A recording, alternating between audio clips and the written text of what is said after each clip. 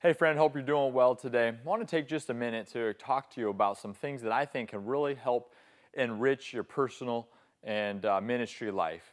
And that is as it relates to the extracurricular activities that you're involved in. If you're like me and many people in ministry, you understand the value of ministry, you give your life to ministry, but then as a result, sometimes you look around and you say, well, I don't know anything but ministry.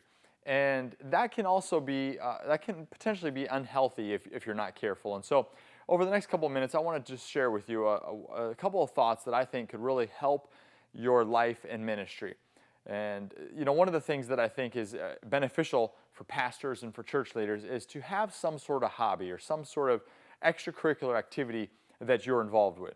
And if you're not doing something outside of ministry related stuff right now, I would encourage you to do that. And here's why.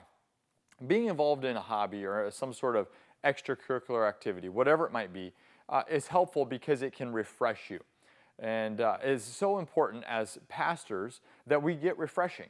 And that takes place obviously through vacations and rest, but also through the hobbies and the activities that we're involved in. Those are ways that we can refresh ourselves.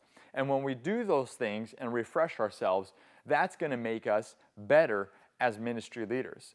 Another thing that I think it does just on the heels of that is it allows you, maybe I should word it this way, it takes your mind off of the ministry and helps you to think about other things.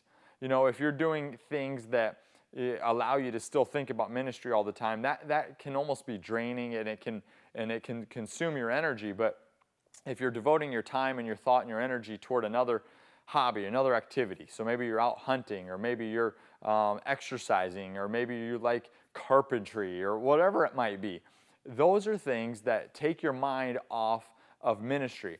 And that is helpful because then when you go to put your mind back on the ministry, you're fresh. You come with a clear perspective, and it makes you better as a ministry leader.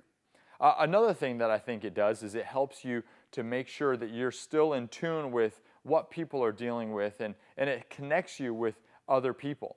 The fact is, as ministry leaders, one of the hardest things that, at least for me, I have found is that you can be so consumed with ministry all the time that you're not really interacting with people outside of the church. And there's events, there's every weekend, there's all this stuff happening at the church that you're so consumed with that ultimately you look around and you say, man, I don't have any friends outside of the church. And I think it's helpful to do so because you realize where people are at and the things that people are dealing with, the mindset that people have, and that only makes you better when it comes to ministry because then you know where people are living today.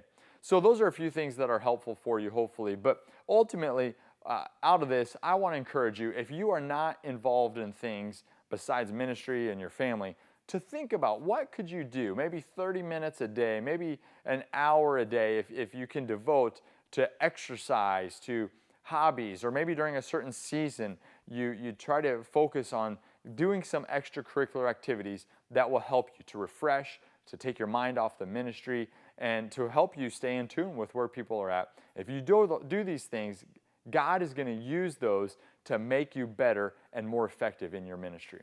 Well, I hope this is helpful for you. We'll look forward to seeing you next time. Until then, take care and be blessed.